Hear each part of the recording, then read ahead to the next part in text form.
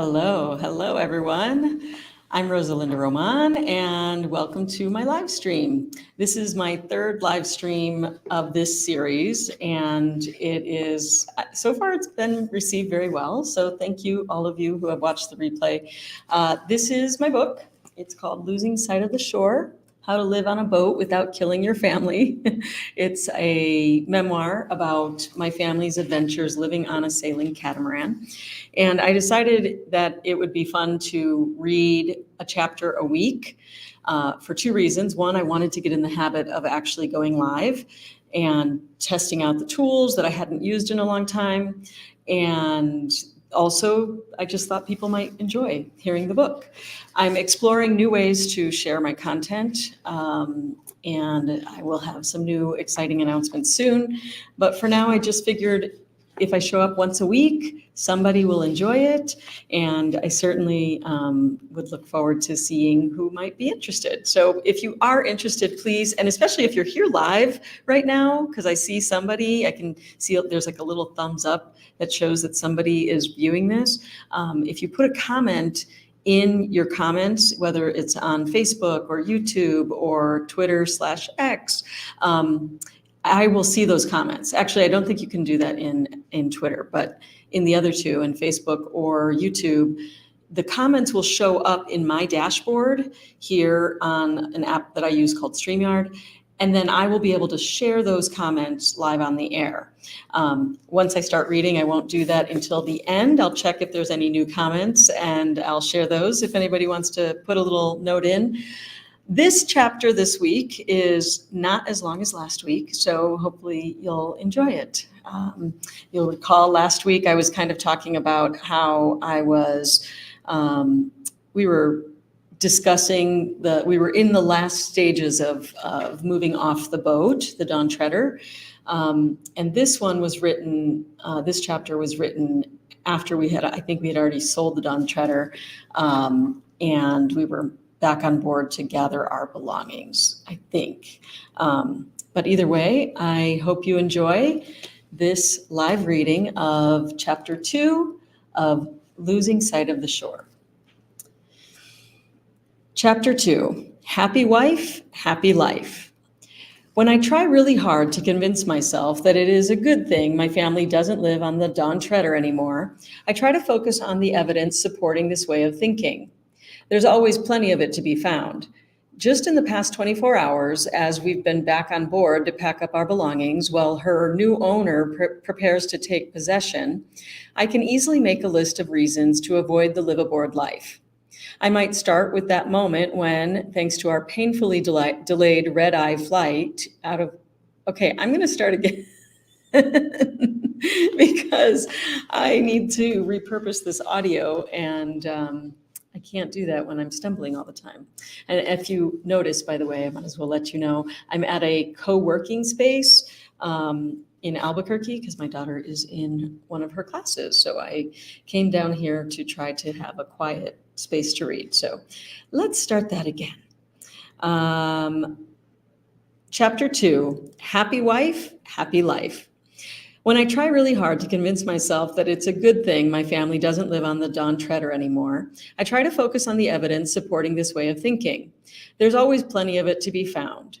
Just in the past 24 hours, as we've been back on board to pack up our belongings while her new owner prepares to take possession, I can easily make a list of reasons to avoid the liveaboard life. I might start with that moment when, thanks to our painfully delayed red-eye flight out of Austin, Texas, we arrived to the boat at 2:30 in the morning, only to discover that we had no way to board the stern-tied boat, much less get our luggage on board. I suddenly found myself simultaneously searching for a plank to walk across in the dark and trying to stop my angry, insult-hurtling, determined preteen daughter from just climbing the ropes to get on the boat her own way, knowing I might be too tired to properly handle a real emergency if she fell in. If you had asked me right then if I wanted to sell the boat, I may have relented. Also, this glad we're off the Dawn Treader list might contain that moment the next morning when I discovered the dinghy had not been stored properly in our absence and was completely full of water. As I climbed into the waist-deep water, trying to reach the drain plug, let's start that sentence again. As I climbed into the waist-deep water, trying to reach the drain plug, thus causing the dinghy to start swinging precariously on its davits with me in it, I probably would have signed the sales paperwork on the spot. Or perhaps that beautiful moment when I learned that the toilet, or head, in the guest room wouldn't flush at all, a fact that was only discovered after said toilet had been used. I could also add the moment when I realized that whoever took the boat out for the sail survey never properly stored the mainsail, leaving it so full of water from recent storms that it was tearing the sail bag, requiring over an hour of hard physical labor to secure it. Or finding a bird's nest complete with angry mama bird inside the boom. Or running out of water just after I lathered myself up with soap while taking a shower last night, because the tanks weren't filled like they were supposed to be. In other words, lots of evidence to rejoice over the sale of the Dawn Treader. This abundant evidence of misery, struggle, frustration, and overwhelm when living on a boat is the very reason that Nathan wanted to sell the Dawn Treader. There were other reasons too, like wanting to focus on his career instead of exploring tropical islands, for example. But ultimately, the challenges of the liveaboard life were much more real for him than the benefits. And he's certainly not alone. During the 2 years we have been cruising on this boat, and the year we lived on another boat when our girls were little, Hakuna Matata, I talked to a lot of people who cited the hard work and never-ending pressing boat projects and the resultant strain on their relationships as the reasons they were leaving their boat lives behind. Now, on the eve of our departure from the Dawn Treader, it would make sense for me to keep growing that list of evidence to make it easier for me to leave all of this behind. The problem is that evidence is only a tiny part of the story. And if you focus on that, you miss all the wonder and joy that is also part of the story.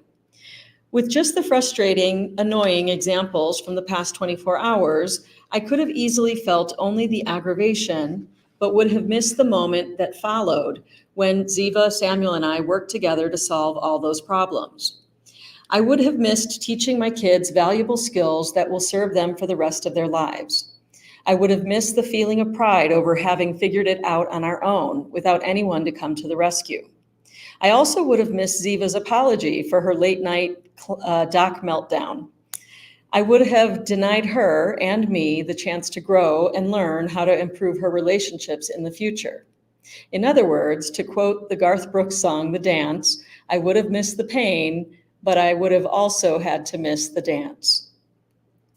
All of this reminds me of something one of my favorite mentors, Tony Robbins, talked about in his Personal Power cassette tapes. Yes, cassette tapes. I am that old and have been following his work for that long. The lesson I remember from so many years ago is that our brains are like camera lenses. Our brains are like camera lenses in the sense that whatever we focus on, we feel. If you're at a party and focus on the couple in love and having a great time, you are also likely going to have a great time.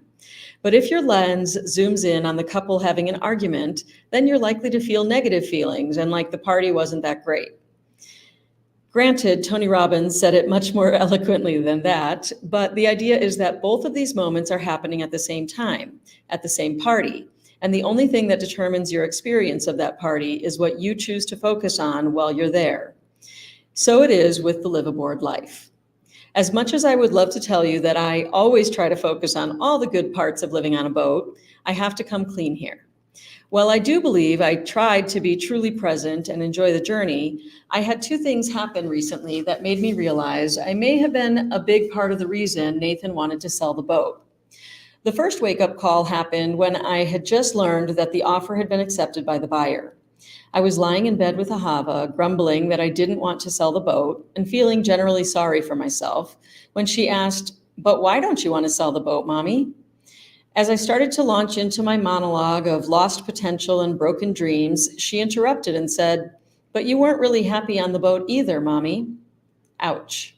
Not only did she remember me as being unhappy during our time on the boat, but she was clearly implying that I wasn't a happy person in general. That cut really stung because I knew deep down she was right. The second realization hit me just yesterday as I was retelling this story to my friend, who graciously brought me coffee, companionship, and packing boxes. She said that she could kind of understand what Ahava meant because most of the videos I posted were of things that went wrong while living on the boat. Boat fires, hurricanes, and attempted robbery, dinghy problems, and so on.